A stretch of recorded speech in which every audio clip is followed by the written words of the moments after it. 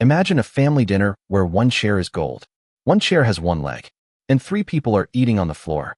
Someone says, tradition. Someone says, actually, move the chairs. That second person is where the political left begins. Not as a team jersey, more like a reflex. When power piles up on one side, the left points at the pile. The old name came from where people sat in a room. The useful idea is bigger than the seating chart. It asks who gets the good chair, who made the chair rules, and why the floor people are told to be patient. This is why the left keeps staring at power. Kings, landlords, bosses, billionaires, police, priests, platforms. Different centuries, different cushions.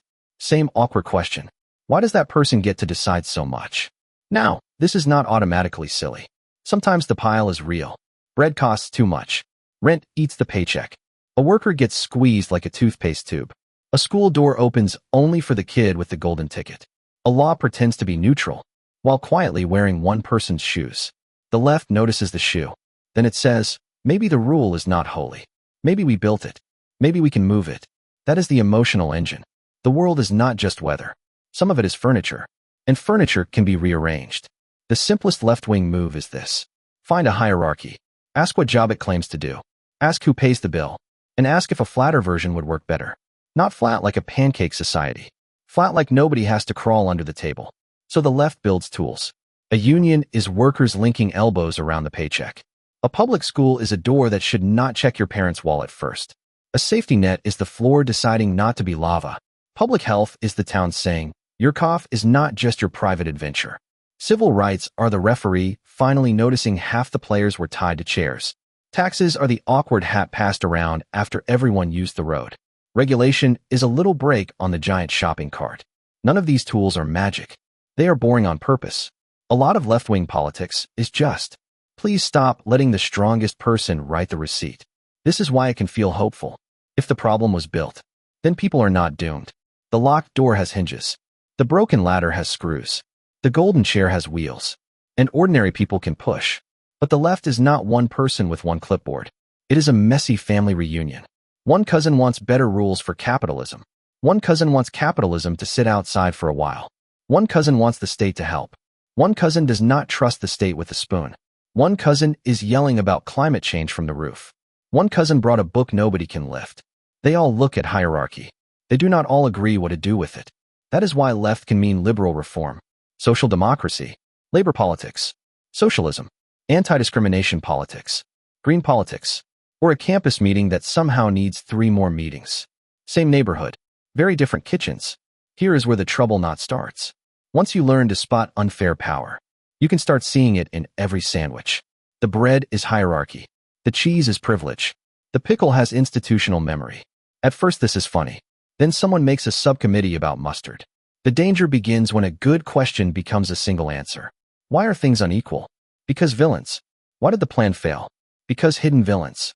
Why is this room complicated? Because one villain is wearing a hat. That explanation feels amazing. It gives every mess a face. It gives every policy a dragon. It gives every speech a boo button. But humans are messier than hats. Sometimes inequality comes from greed. Sometimes from luck. Sometimes from bad incentives. Sometimes from old habits nobody alive invented. Sometimes from a trade-off with teeth. If you flatten all of that into one villain, you stop fixing furniture and start hunting faces. Another danger is the magic blueprint. The left can look at a messy city and say, we need a plan. Often, yes. No plan is how you get a bridge made of vibes. But too much plan becomes a clipboard with a crown. The map starts bossing around the neighborhood. The form asks the human to fit inside the box. The committee gets a committee. The slogan gets a purity test. The purity test gets a smaller purity test with a stapler. And suddenly the politics of liberation has invented a very anxious office. The weird part is that both warnings are real. Unchecked hierarchy can crush people. Unchecked repair can crush people too. A throne is dangerous. So is a bulldozer that thinks every chair is a throne. This is why the useful left needs 3 small questions. First, who has power here? Not who has bad vibes. Who can actually say no? Who can fire someone? Who can raise the rent? Who can move the fence? Second, what would change if we moved some power? Not just who gets embarrassed.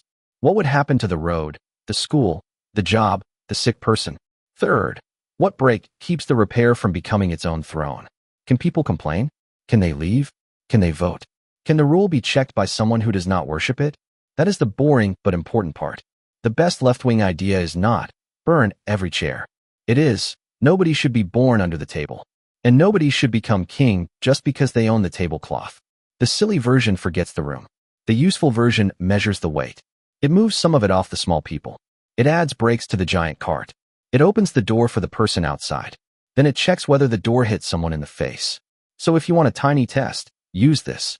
When somebody says left, ask, what power are they trying to move? Who gets more room to breathe?